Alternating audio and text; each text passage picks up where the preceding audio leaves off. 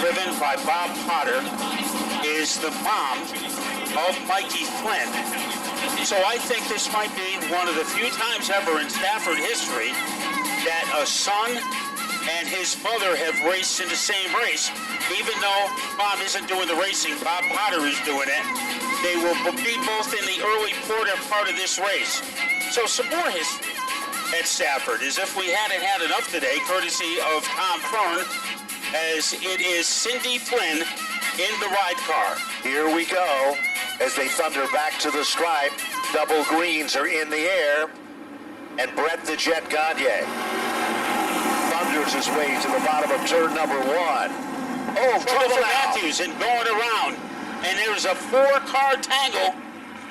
Oh, man, looks like we've got another, maybe a 5-car tangle now. It looks like Alexander Pearl was the one who spun the catalyst, and then everybody stacked up into him.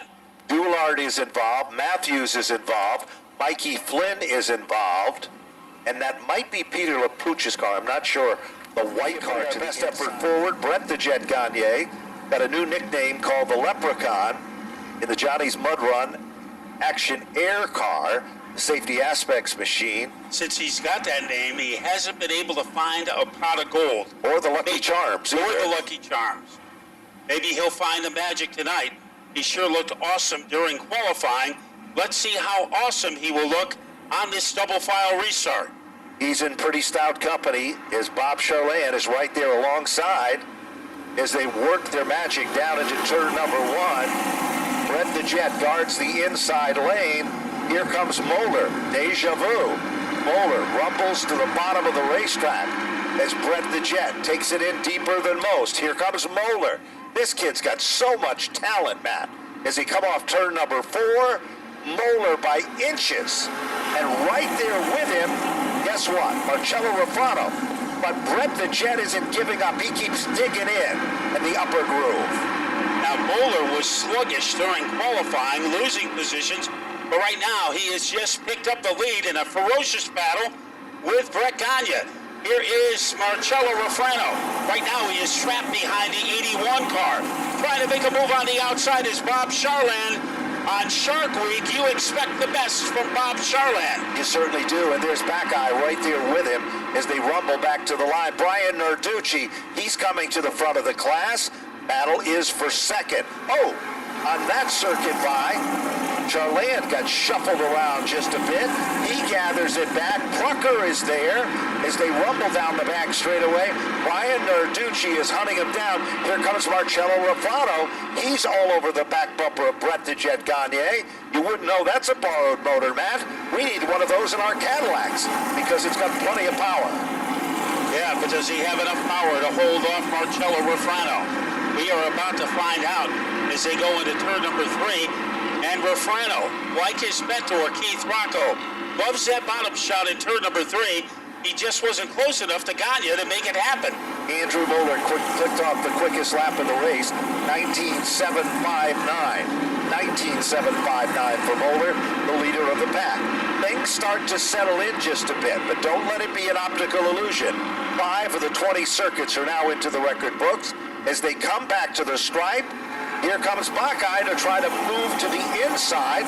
He is all over Marcello Rafano, but he can't get the job done. Meanwhile, Plucker slides down to the bottom. Oh, and Plucker is going to stop on the racetrack. Shame on him. On the inside off turn number 2. And it comes on lap number 6 as we are headed for our second caution. Andrew Moeller, remember last week, he jumped out to an early lead as well.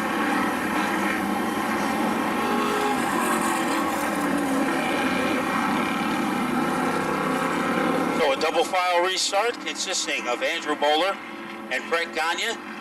As Gagne has been very frustrated this year, has had a fast car on occasion, but also has a share of bad luck. As we turn up the volume, and it's Moeller who gets the jump. There's no question about it, with Moeller in command of the lead. On the inside, Marcello Rafano forces Brett Gagne up the racetrack. And here comes Brian Narducci, the Florida connection, looking good to the inside. Meanwhile, Brett the Jet Gagne still trying to dig in the upper groove as Narducci will pick up the third spot, but it is still a three-car battle for third, Matt. There's no question about that. As Gagne gets trapped on the outside, here comes Mark Bakai as he will try to Vegematic his way underneath that 81. Up at the front, we have Moeller in command, but a side-by-side showdown for third and fourth, and Narducci is going to win that battle. No question about it. Narducci has plenty of steam, but you got to give Brett the Jet credit. He's not giving up. It's good, clean racing for the battle for the third spot. Throw a little Bakai into the mix. It sounds more like a cocktail than it does a race, but there are three guys contending for second, and Brett the Jet just doesn't give up. And either does Narducci with Bakai. It looked like Gagne was going to be a casualty, stuck on the outside groove, but he is getting the most out of that car. Now he gets a little power assist. And Gagne takes over the spot. Let's see if Narducci can get it back. And driving away from him, Brett Gagne. We didn't expect to see that. Here comes Bakai now on the outside as he continues to make his presence known in the upper groove. 11 of 20 circuits remaining in the record books. 11 of 20 circuits. Meanwhile, Bakai, last week's feature event winner, moves into the fourth spot, Matt. Once he's in clean air, he reels in on the back bumper of Brett the Jet as they come back to the stripe. 12 circuits now complete. Meanwhile, good racing action further back in the field as they continue the battle, and all of a sudden, they're closing up the gap ever so slightly. Mikey Flynn's back to the top 7. Joey Farino's up to 8th. And what about Amanda West? I told you a week ago, she turned her whole game around, and it's been showing that. And Joey Farino trying to hold on to a spot, driving onto dirt. Oh, Chris Matthews, as he took Nice an save, agricultural detour. That was like Mariano Rivera, that save. Up at the front continues to be Moeller. Here comes Bakai. Springboard move. Trying to get by Gagne, and he comes up empty. Sure does, but what an attempt. Brett Gagne is literally driving the wheels off that race car. On the backstretch as the car spins around. Oh, boy. It looked like it might have been Alexander Pearl who did a little do-si-do, and then coming in late to get most of the great action here at the Speedway. So we will be getting ready to turn them loose with 6 laps to go, and this restart could go a long way toward determining the winner. Let's see what Moeller can do. Is he ready to launch? As he gets the upper hand, as Rafano a little sluggish on the restart, and that enables Narducci to get by him for third place. And Brett the Jet Gagne moves somehow into second, and here comes Rafano.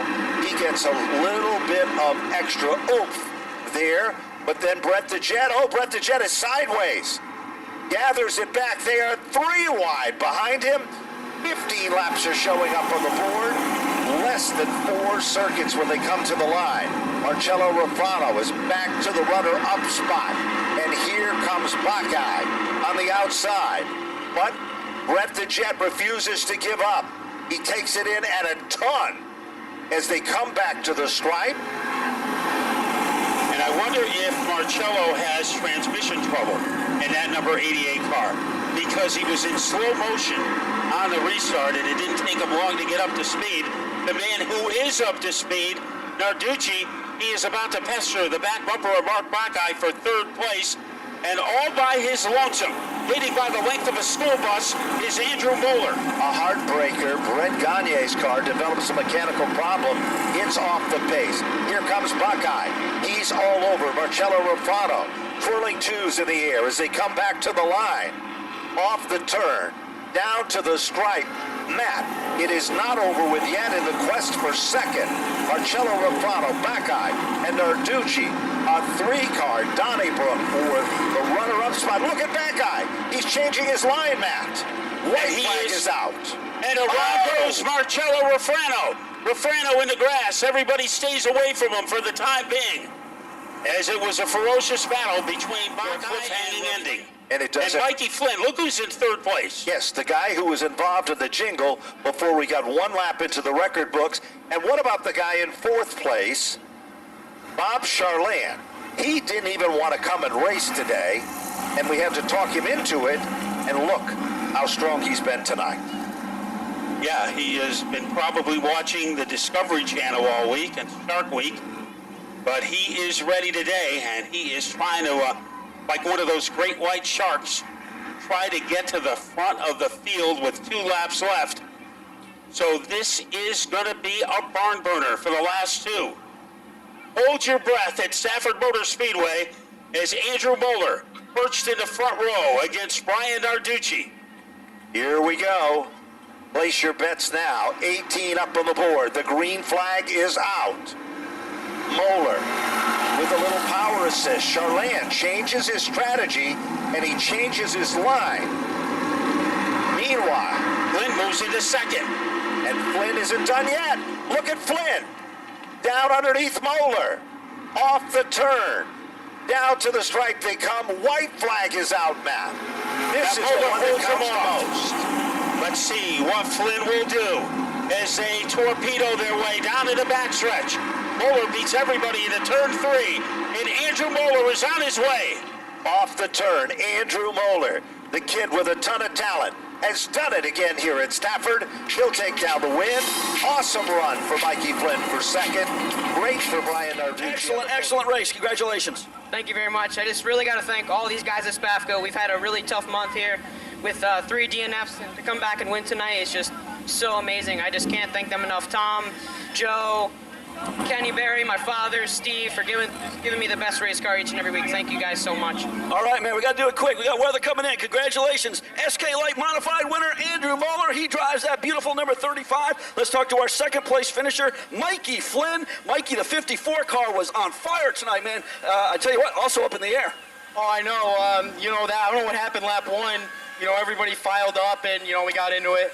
But, coming out to the field, everybody seemed a little bit loose in tonight. So, I turned the brake adjuster. I think it's fully to the front brake. So, that last lap there, I gave the 35 a push on the front straightaway. And then I had my best chance into 3. My car was all used up. He did a hell of a job. He started up front, got through that first lap melee, and then, set sail from there. But passed most cars tonight, so that's good. Yeah, no doubt about it, Mike. We got to go quick here. Rain coming in. Car number 54, Mikey Flynn, second place. Let's talk to Brian Narducci, car number 01. And Brian, that was a wild finish, man, but congratulations on third place. Yeah, thank you. Car was pretty good tonight. I think we have a little motor issue, just breaking up down the straightaway, but we'll get it fixed for next week. I got to thank all my sponsors and all the guys on the crew. We made a good change before the feature, and it definitely helped. So, got to thank them for that, and everybody that helps out on this car. All right, one of the top SK Light modified drivers in the Northeast, Brian Narducci, third place in the 01 car. Okay, we're